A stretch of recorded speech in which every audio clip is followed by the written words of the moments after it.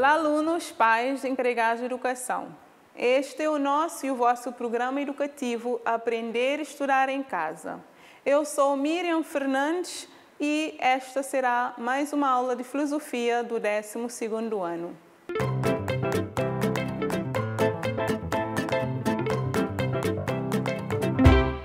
A aula de hoje será a continuação do estudo da filosofia de René Descartes. O que nós vamos ver hoje? Hoje vamos falar sobre as regras do método cartesiano, como também da dúvida ao cogito. E quais são os objetivos para hoje? Vamos enumerar as regras do método cartesiano, analisar as regras deste seu método, identificar a primeira certeza de Descartes, que é o cogito, o penso, logo existo, e finalmente definir cogito.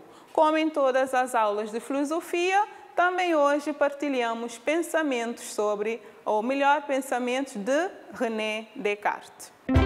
Descartes afirma: não há nada no mundo distribuído de forma mais equitativa do que a razão. Todos nós estamos convencidos de tê-la o suficiente. Foi René Descartes, autor da célebre frase penso, logo existo. Vamos agora passar então às regras do método cartesiano. Para chegar a certezas claras e distintas, Descartes pretende usar um método. Descartes procede então à articulação das regras a que se deve obedecer, o método para bem encaminhar a razão e procurar a verdade nas ciências.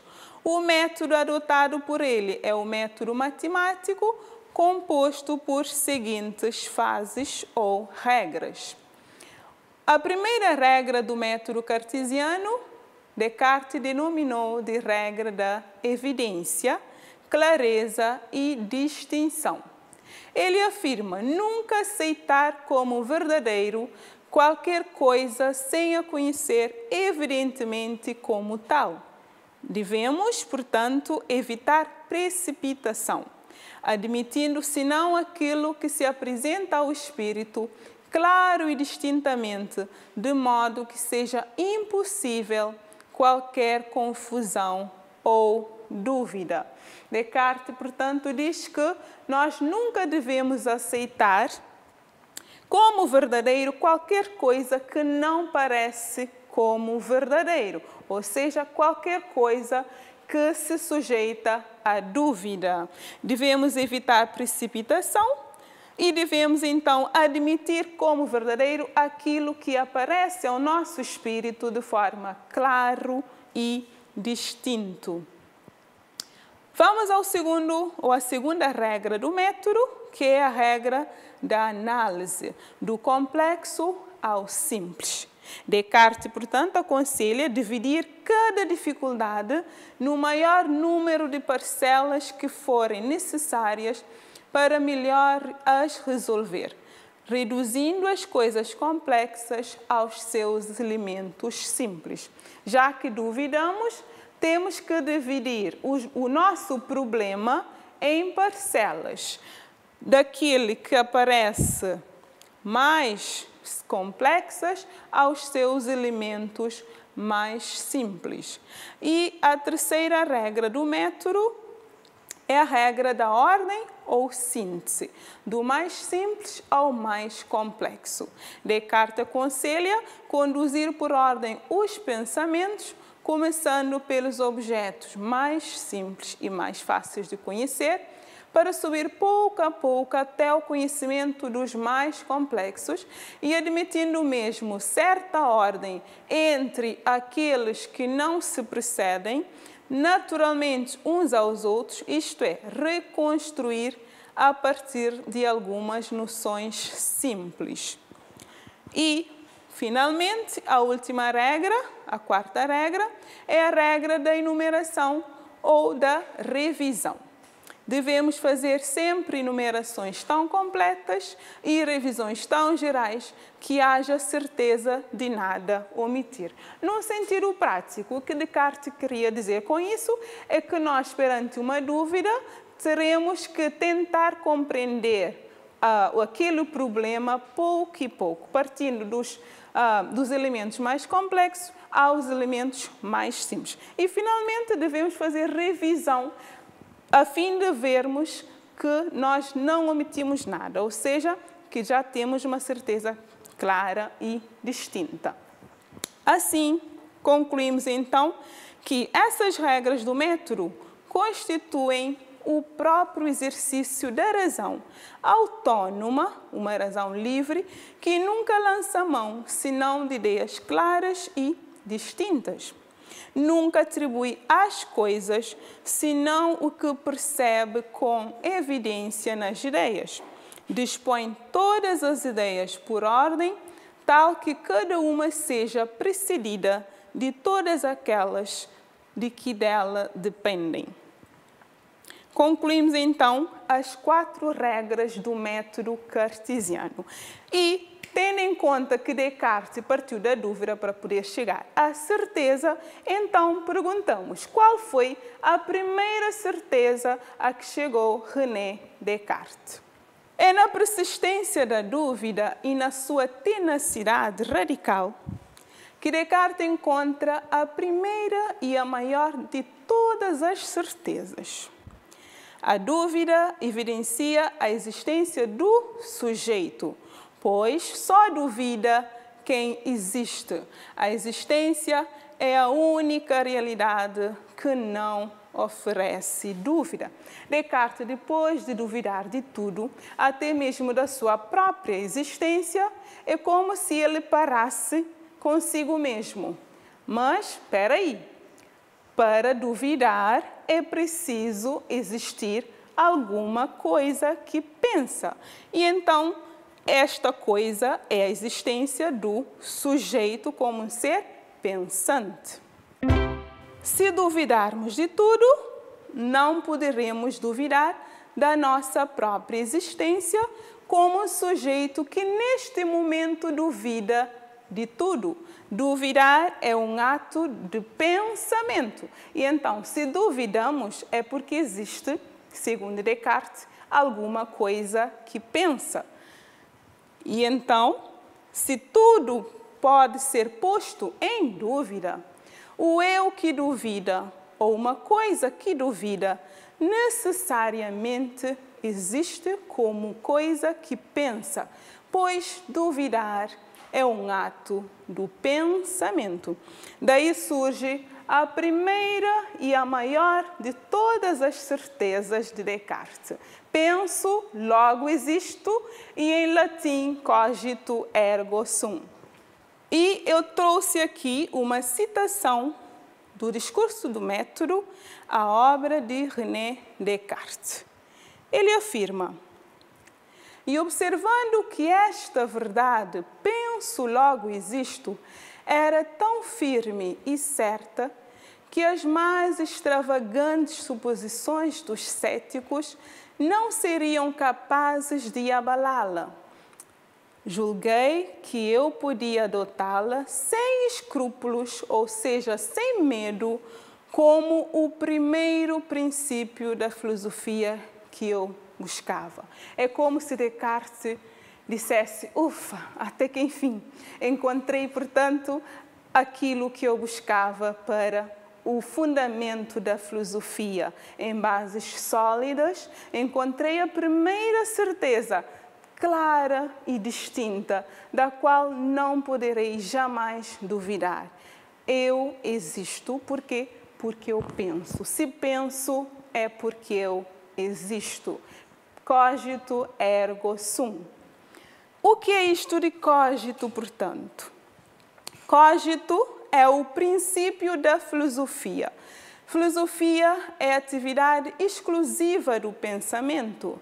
É a primeira certeza alcançada a partir do ato de dúvida. é o modelo de todas as certezas e coloca primazia no sujeito pensante. Sem a tomada da consciência do eu, nenhum conhecimento seria possível.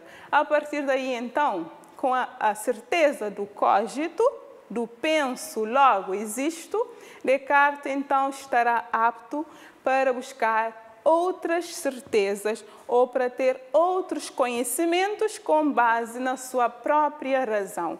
Como podem reparar, este conhecimento não lhe é dado através dos sentidos, mas sim por meio da própria razão que pensa. E temos aí uma observação que diz que Descartes alerta para a necessidade de o ser humano duvidar pelo menos uma vez na vida. Ele insiste na urgência e na necessidade de todo ser humano usar a sua simples razão natural, não só para conhecer aquilo de que necessita para viver, como também para descobrir outras verdades na ciência. E como tínhamos visto no início, no pensamento dele, todo mundo tem razão, ninguém pode se queixar, porque temos a certeza de tê-la o suficiente. E além dessa certeza do penso logo existo, ou seja, do cogito da existência do eu, pensante, Descartes acaba então prosseguindo em sua busca pelas verdades e acaba por descobrir também de que Deus existe. Aquele Deus que ele supunhava ser enganador, não é um Deus enganador, mas ele chega à certeza de que duvida porque ele é um ser imperfeito, sujeito ao erro. Também chega à certeza de que o mundo ou de que o corpo existe.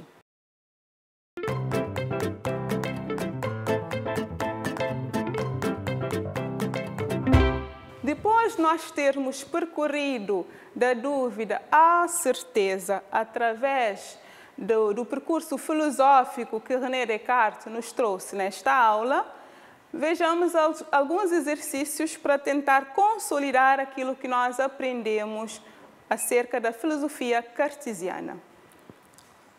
Vocês vão ter que responder de forma clara as seguintes questões. Temos a primeira questão que diz: qual foi a primeira certeza que chega a Descartes? A outra questão diz: qual foi o caminho que Descartes percorreu para chegar à primeira certeza? Qual foi a primeira certeza de Descartes e como fez ou que caminho percorreu René Descartes para chegar a esta sua primeira certeza?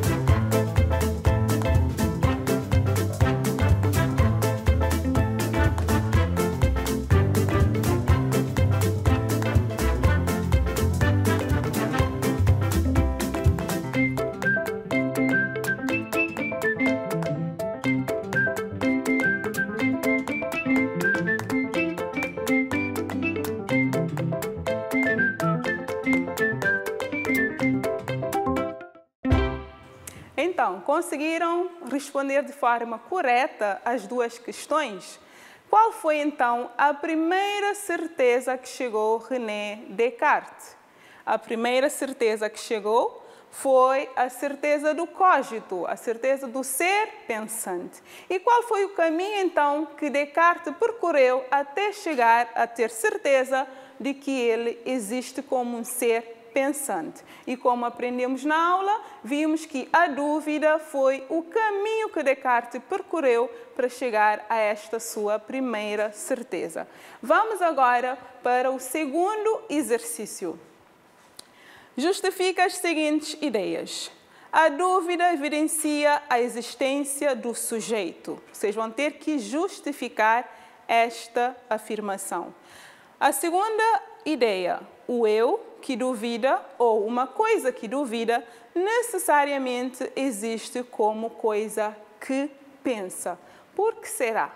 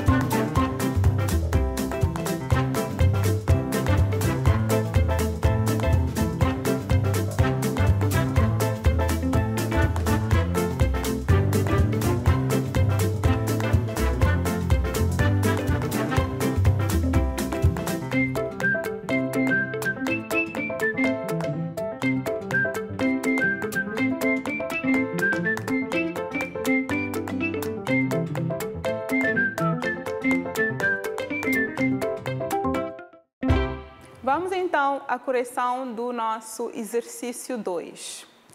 A dúvida evidencia a existência do sujeito. Por quê? Porque a dúvida, porque só duvida quem existe. A existência é a única realidade que não oferece dúvida. Nós já vimos que para duvidar é preciso existir alguma coisa que duvida. Quem duvida é porque pensa, e quem pensa é porque existe. Portanto, Descartes afirmou: penso, logo existo. A outra afirmação que diz: o eu que duvida, ou uma coisa que duvida, necessariamente existe como coisa que pensa. Isto porque duvidar é um ato do pensamento. Foi assim que nós aprendemos na aula de hoje.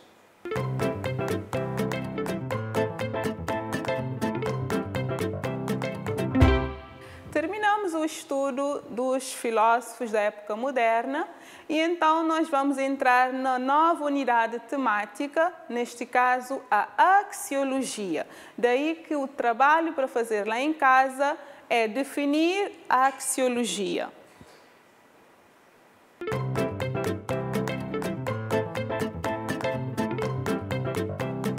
Gostei imenso de ter trabalhado convosco o tema Descartes, mas chegamos ao final da aula e temos que fazer a conclusão daquilo que nós aprendemos hoje.